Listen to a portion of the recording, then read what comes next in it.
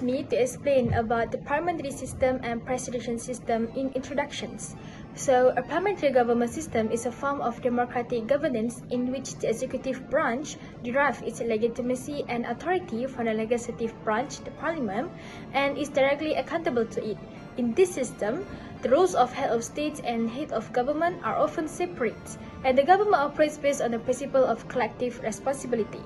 The head of state is typically a monarch in constitutional monarchy or ceremonial presidential. In parliamentary republics, their role is largely symbolic. The head of government is the prime minister, who holds real executive power and is responsible for running the government. The prime minister is usually the leader of the majority party or coalitions in parliament. The prime minister selects a cabinet of ministers, typically among members of parliament, to head various departments and implement policies. In presidential system, a presidential government system is a democratic form of governance in which the executive branch exists independently of the legislative branch, and the president serves as both the head of the state and the head of government. This system is characterized by a clear separation of powers among the executive, legislative, and judicial branch. The president is both the head of state, symbolic leader of the nations, and the head of government, chief executive responsible for governance and policy implementations. The executive, legislative, and judicial branches operate independently, with separate powers and responsibilities. The president is still a member of the legislature and does not rely on it for their positions. Let's jump into the advantages of parliamentary system. Firstly, enhanced communication. In a parliamentary system, the Prime Minister and ministers are typically members of parliament, which foster direct communication and collaboration between the legislative and executive branches. This arrangement allows for more cohesive governance, as the leaders responsible for implementing laws are also involved in creating them. Secondly, prevent authoritarianism, as executive authority is shared among the Council of Ministers, reducing the risk of one person holding too much power. This promotes balanced governance and collective decision-making. Thirdly, responsive government, as the parliamentary system considers public opinion in policy-making, as dissatisfaction can lead to electoral losses or a decline in legislative support.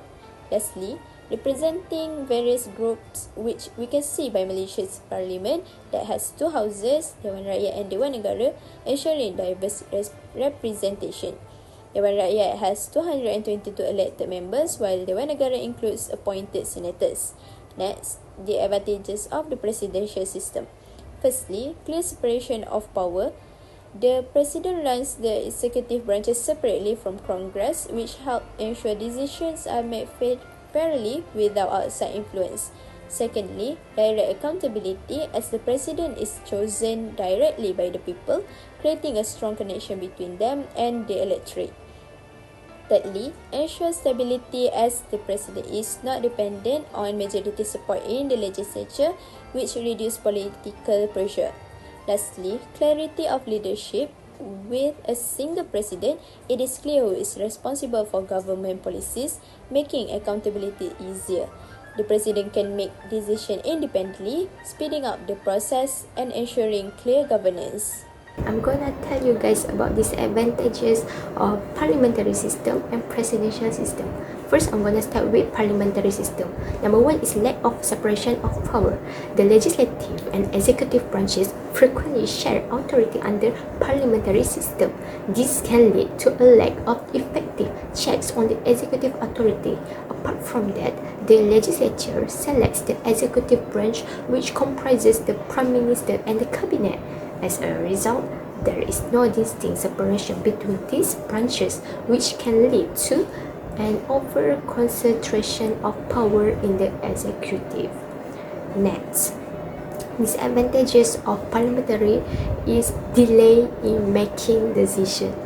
Alright, so the process of passing legislation in parliamentary system often involve multiple stages, including drafting, comment reviews, debates, and voting. Each stage provides opportunities for discussion and amendment, which, while democratic, can also lead to prolonged deliberation. Next, I will tell you guys about these advantages of presidential. Number one is limited accountability. Since the president is not part of the legislature, it can be difficult to hold them accountable for failures or unpopular decisions.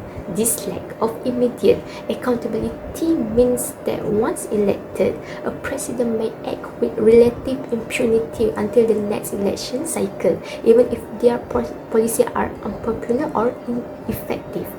And the last one is lean towards authoritarian regime. It is because the power is invested into the one person, and so it may not be constitutionally stable. Another dangerous fact is that the president can rule as a unit without the support of any of the political parties and cannot be replaced until his electoral period is over. If the president and the legislative majority, which is government, are from different political parties, there is a risk of a deadlock. That's all from me. Thank you. Today we will be discussing about the examples of countries using the presidential system and also the parliamentary system. For the presidential system, we'll be taking a look at the United States of America. This is because they have been using this system since the beginning of their country. The United States actually used the two-party system, which basically is known as electoral system, which basically means they have two political parties which is very dominant in the political field, known as the Democratic Party and also the Republican Party. In the United States, they actually use the tripartition of power, which basically means the Congress as the legislative, the executive is actually the president, and also the Supreme Court as the judiciary. And in the United States, the political system is mainly focused on who is going to run the country, which is the president. And the presidential selection is very complicated. The election process is quite tedious because they have two major election processes. First, they have the primary election, in which the presidential candidate for the two parties are elected. Only after that, the actual process of the election actually begins. Moving on, we will take a look at the parliamentary system, in which we will take a look at the New Zealand's parliamentary system. And in the New Zealand's parliamentary system, the House of Representatives members are actually elected officials, which means they are going to go through election processes in a democratic country.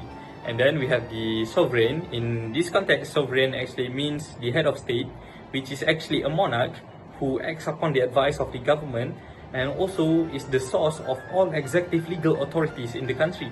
And then we have the head of government, which is known as the Governor General. It's pretty same like the president or the prime minister. And then we also have the rule of law, which basically means in this country nobody is above the law. And then the parliament members are actually elected for up to 3 years. They have a term of 3 years every time they get elected. And then in the parliament itself, they have 120 members of the House of Representatives. To conclude our presentation, presidential and parliamentary system has a very different ways to govern their country, and it depends on the prime minister whether they want to choose which is the best to govern their country. Thus, there are some countries that combine both systems, which is parliamentary and presidential system, to govern their country. In this way, the prime minister can take the advantage of both systems and make it better to govern their country. So that's all from us. Thank you.